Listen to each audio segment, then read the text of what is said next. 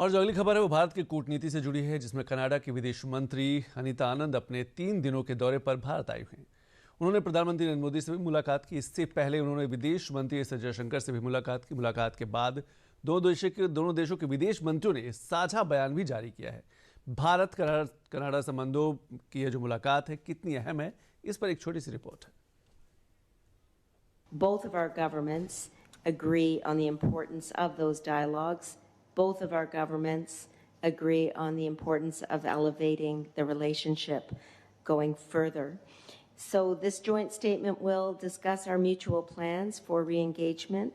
It will inform Canadians and Indians alike that we are collectively committed to advancing this relationship now and in the long term, particularly when it comes to our mutual priorities in the Indo-Pacific. So with that, धन्यवाद।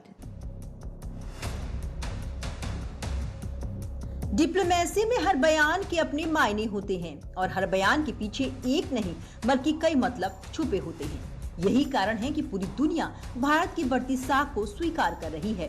याद करिए वो दिन जब Canada Bharat को नीचा दिखाने के लिए कोई कसर नहीं छोड़ता था, खालिस्तान विरोधी नारों से भारत को परेशान करता था। मगर समय बदला, समय के साथ सरकार भी बदलती है और परिस्थितियां भी। यही कारण है कि कनाडा में ट्रूडो सरकार हटने के बाद नई सरकार भारत के बढ़ते कद को स्वीकार कर रही है और भारत के साथ अच्छे संबंधों की इच्छा जाहिर कर रही है। कनाडा की विदेश मंत्री अनीता आनंद रविवार शाम अपनी यात्रा पर दिल्ली पहुंची हैं। मई में विदेश मंत्री का पद संभालने के बाद आनंद की यह पहली भारत यात्रा है। ये यात्रा सिंगापुर और चीन सहित हिंद प्रशांत क्षेत्र में उनके व्यापक दौरे का हिस्सा है। दिल्ली में विदेश मंत्री एस जयशंकर और वाणिज्य मंत्री पीयूष गोयल से करेंगी मुलाकात। कनाडा भारत के बीच ऊर्जा, व्यापार, विविधीकरण और सुरक्षा सहयोग पर होगी बात। दोनों देशों के बीच द्विपक्षीय व्यापार संबंधों को बढ़ावा देने के तरीकों पर चर्चा होगी।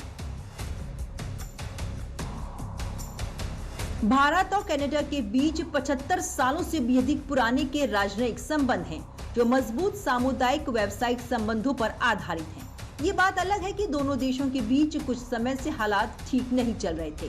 उसी मनमुटाव को कम करने की दिशा में ये मुलाकात काफी मायने रखती है।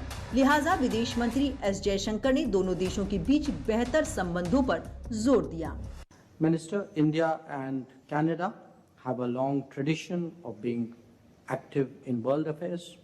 We are members of the G20 and the Commonwealth. Our convergences in the Indo-Pacific are notable.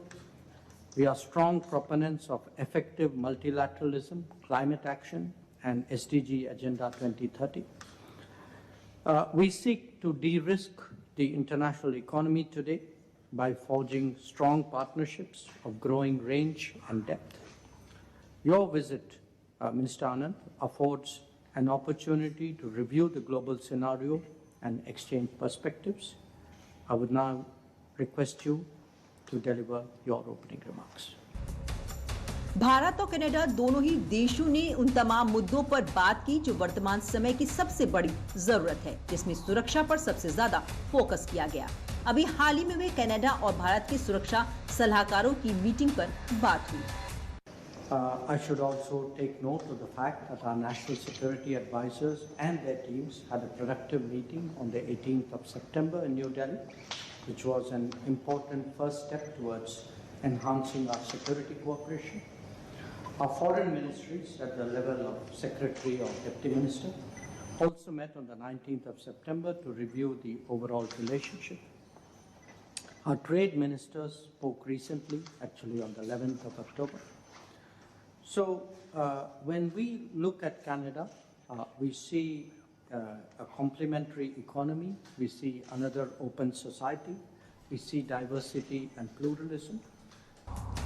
Bharat और कनाडा दोनों ही देशों के बीच ये मुलाकात कई मायनों में खास है, क्योंकि पिछले काफी समय से दोनों देशों के बीच हालात सामान्य नहीं थे। ऐसे में मुलाकात दोनों देशों को करीब लाने में महत्वपूर्ण भूमिका निभाएगी।